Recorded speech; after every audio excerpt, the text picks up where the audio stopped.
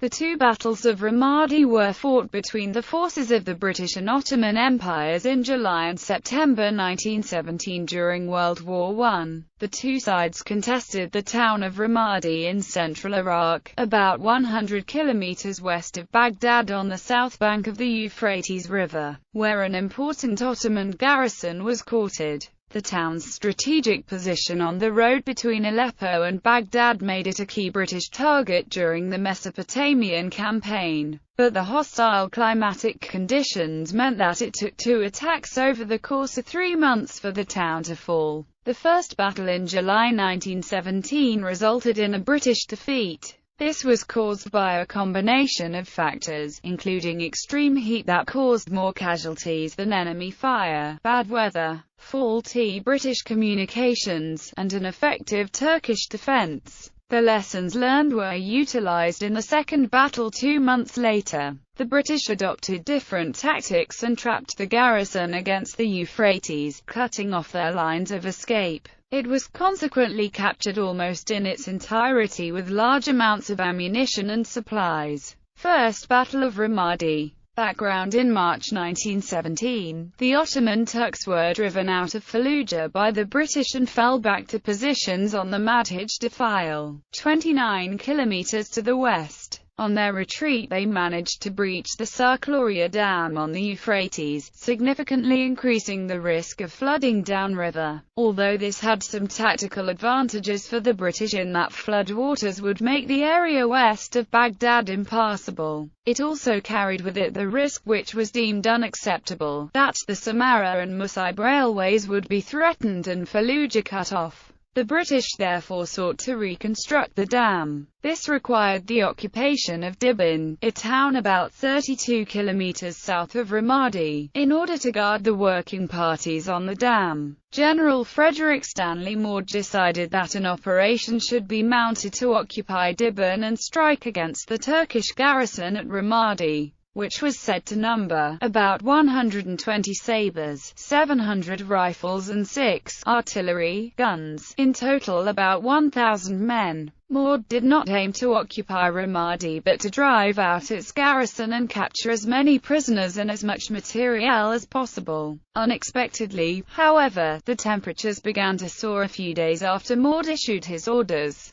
By the 8th of July the temperature had reached over 50 degrees Celsius in the shade in Baghdad and was several degrees higher in tents and dugouts. The temperature in the direct sun was measured at 71 degrees Celsius. One observer noted that the Baghdadis called it the hottest season in the memory of man, and commented that the extreme heat made most things too hot even to touch.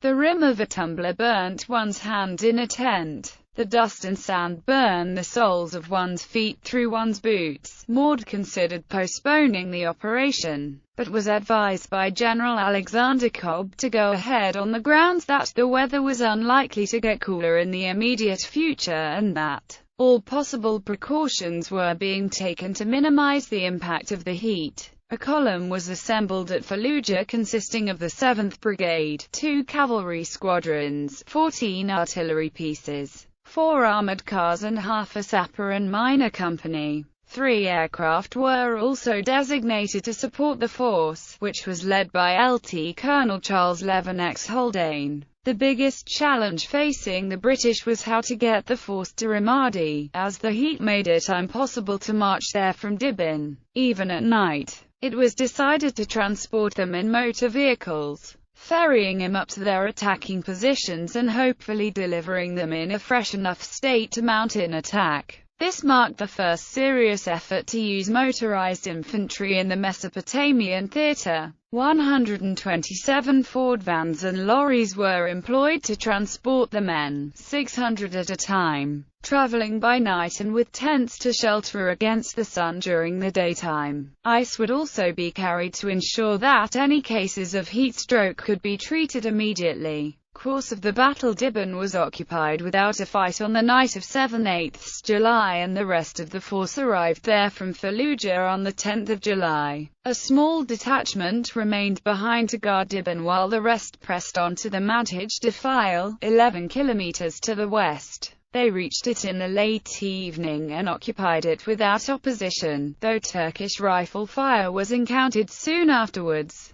At 100 on the 11th of July, the advance resumed to Mushade Point, about 3.2 kilometers east of Ramadi. The column did not reach it until 4:45 due to heavy sand along the route. As the force moved through gardens and farms on the outskirts of Ramadi, the Turks opened fire with 6 artillery guns, 2 machine guns, and numerous rifles. By this time 2 of the 3 British aircraft had developed mechanical problems due to the heat evaporating the water from their radiators and had been forced down. The armored cars and infantry could make no progress in the face of artillery and machine gun fire. The Turkish artillery proved far more accurate than expected, repeatedly disabling the British wireless communications. Reinforcements were sent up at 6:45 but could make no further progress. To make matters worse, a dust storm began at 800 and continued for most of the rest of the day. British communications broke down and the storm prevented effective counter-battery fire. This in turn made it impossible for the British infantry to attack, as they faced an advance across nearly 1 kilometre of open ground in searing heat. The heat also made it impossible to organize a withdrawal during the daytime, so the troops dug in and endured the conditions with water being supplied from the Euphrates. Suggestions that the Turks might be about to withdraw came to nothing, and at 3:15 the following day, the British commander decided to withdraw under the cover of darkness. Although the Turks did not attack the withdrawing British,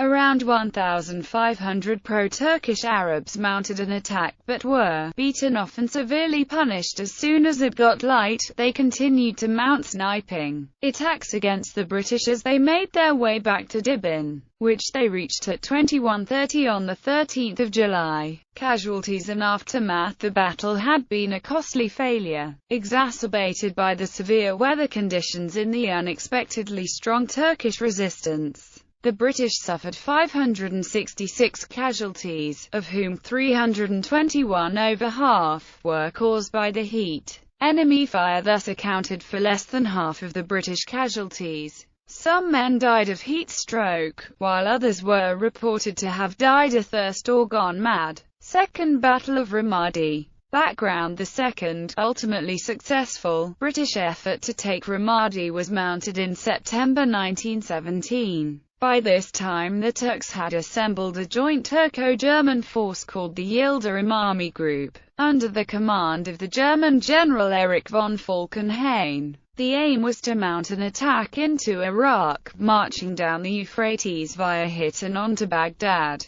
The threat never materialized, however, as the Germans were unable to complete the railway lines that were needed to support their troops in the field, and the Yildirim Army Group was redirected to the Palestine front. The threat of the Yildirim Army Group spurred the British to make another attempt to take Ramadi. Control of the town was also sought in order to deny the Turks access to fresh produce from the area, which was illicitly smuggled out of the British-controlled areas, and cut the desert road to Karbala. In mid-September 1917, General Maude ordered General Harry Brooking, commander of the 15th Indian Division, to undertake the operation. The division joined Brigadier General A. W. Andrews' 50th Indian Brigade at Fallujah and set up forward positions at Madhij, east of Ramadi. By the 20th of September, the Turks were dug in along a line of sand dunes known as the Muscade Ridge, about 6.5 kilometers to the west of Madhij.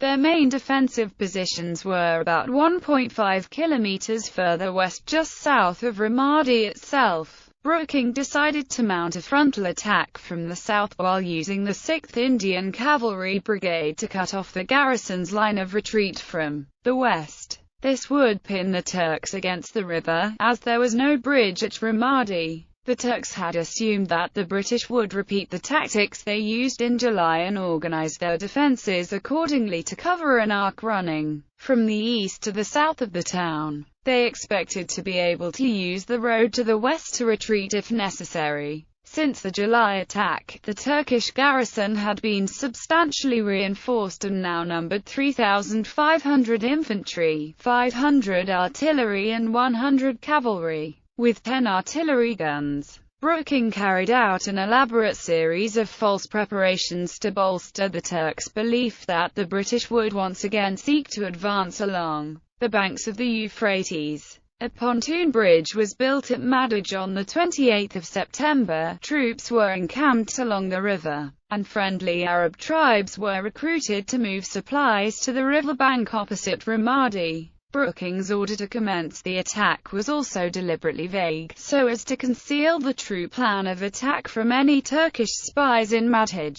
Course of the battle at 21:45 on the night of 27 September, the infantry advance began with a march to the Mushade Ridge, which they occupied with little opposition. Instead of continuing along the river bank, however, the 12th and 42nd Indian Brigades swung left to the Euphrates Valley Canal between the Euphrates and Lake Habriya. They secured the dam across the canal by 1500 on 28 September. Their advance in the intense heat was made possible by a water supply chain that Brooking had established using 350 Ford vans, which transported over 63,000 litres of water on 28 September alone. Meanwhile, the 6th Cavalry Brigade had ridden across the desert to the south and west of Ramadi and reached the road 8 kilometers west of the town by 1600, where they dug in to block any Turkish retreat. With artillery support, British forces advanced up 2 ridges to the south of Ramadi in the face of Turkish machine guns, rifle and artillery fire. Both were taken by the early afternoon of 28 September. The garrison's last escape route was now the Azizia Bridge just to the west of Ramadi, and as the battle continued into the night under bright moonlight, a column of Turkish infantry sought to fight its way out of the trap at 300 on 29 September. Heavy British machine gun and artillery fire repelled them and drove the survivors back to Ramadi after an hour and a half of fighting. The 39th Garhwal Rifles attacked the bridge, charging Turkish guns firing over open sights, and took it by 7:30 despite suffering heavy casualties. Only 100 men from the 3 assaulting companies made it through. The Garhwali advance convinced the Turkish defenders that the battle was lost. At 9:15, large numbers of Turks began surrendering to the Garhwalis at the bridge by 9:30. As the rest of the British force advanced towards the mud walls of Ramadi, white flags went up all along the enemy's line. By 1100 the Turkish commander, Ahmed Bey, and the rest of the garrison had surrendered. The Turkish surrender came just in time, as a powerful sandstorm began shortly afterwards which reduced visibility to a few meters. Had it struck earlier, the garrison could easily have slipped away. Casualties and Aftermath: 120 Turkish troops were killed in the battle and another 190 were wounded. 3,456 prisoners were captured by the British, including 145 officers. A handful of members of the garrison escaped by swimming the Euphrates. British casualties numbered 995, though many of these had been only slightly wounded due to the Turkish shrapnel bursting too high to be of much effect. A great deal of materiel was seized, including 13 artillery pieces, 12 machine guns and large quantities of ammunition and other supplies. The capture of Ramadi also led to the local Arab tribes switching sides and supporting the British. Maud later called the action an instance of as clean and businesslike a military operation as one could wish to see. The fall of the town was so sudden that on the day after the battle a German pilot attempted to land at Ramadi before he realized who now occupied it and made a hasty escape. The town was deemed sufficiently secure that on the following day, the British decided to continue their advance to assault it. The next major Turkish-held town on the Euphrates,